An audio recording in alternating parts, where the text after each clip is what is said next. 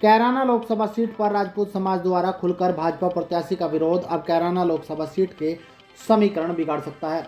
किसान मजदूर संगठन के जिला अध्यक्ष के आवास पर राजपूत समाज के लोगों ने औचक बैठक कर अपने ही समाज के बीएसपी प्रत्याशी से किनारा करते हुए भाजपा प्रत्याशी को हराने के लिए किराहसन को वोट देने और उन्हें जिताने का प्रस्ताव पास कर दिया। पश्चिमी उत्तर प्रदेश की राजनीति का गढ़ कहे जाने वाले कैराना में अब भाजपा प्रत्याशी की मुश्किलें बढ़ती जा रही हैं। गुर्जर समाज व राजपूत समाज के बीच बढ़ते विवाद के चलते राजपूत समाज ने गांव-गांव में लोगों से भाजपा को हराने की अपील की। वहीं इसी को लेकर किसान मजदूर संगठन ने राजपूत समाज की एक बड़ी जनसभा का 7 अप्रैल को सहारनपुर जनपद के नानौता में आयोजन किया था, जिसमें बड़ी संख्या में राजपूत समाज के लोग शामिल होने पहुंचे थे। जहां इशारों में लगभग तय हो गया था कि बीजेपी को हराने वाले प्रत्याशी को राजपूत समाज वोट करेगा, जबकि क्षत्रिय स्वाभिमान महाकुंभ कार्यक्रम में बसपा प्रत्याशी जो राजपूत समाज से ही आते हैं श्रीपाल राणा भी पहुंचे थे, जहां उन्हें मंच साझा करने से पंचायत आयोजकों ने साफ तौर से इनकार कर दिया था। मंच पर नोकझोंक भी हुई थी। उनसे राजपूत समाज की दूरी अब खुलकर सामने आ गई है। किसान मजदूर संगठन के शामली जिला अध्यक्ष सुरेश पुंडीर के थाना भवन आवास पर संगठन एवं राजपूत समाज के गणमान्य लोगों ने औचक एक बैठक का आयोजन किया, जिसमें उन्होंने आपसी सहमति से किराहसन को लोकसभा चुनाव में वोट देकर जिताने का प्रस्ताव पास कर दिया।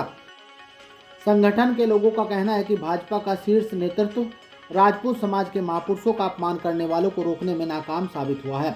अब तो बहन बेटियों के सम्मान में निकलने वाले राजपूत को गिरफ्तार करने लगे हैं। बैठक में उपस्थित लोगों का कहना है कि अब पानी सर से ऊपर चला गया है, अब आंखें मूंदकर तमाशा नहीं देखा जा सकता। इस प्रस्ताव के बाद राजपूत समाज से आने वाले बसपा प्रत्याशी श्रीपाल राणा की मुश्किलें बढ़ गई हैं।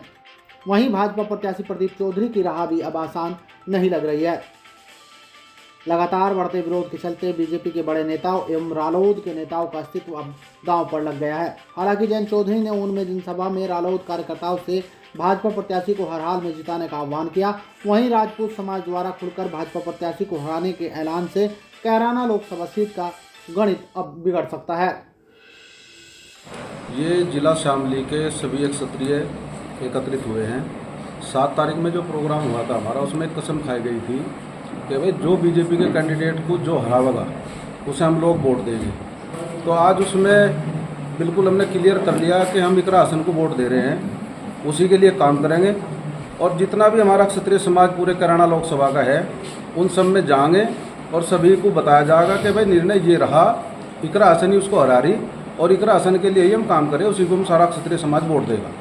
जो लोग हमारे साथ लगते हैं, जो हमारे विचारों से सहमत हैं, जो हमारी विचारधारा को पसंद कर रहे हैं, उन समाज के लोगों को सभी हम आह्वान करते हुए हमारे साथ हमें। और इस मुहिम में जो मुहिम चली हुई है, इस मुहिम में लोग हमारे साथ रहें।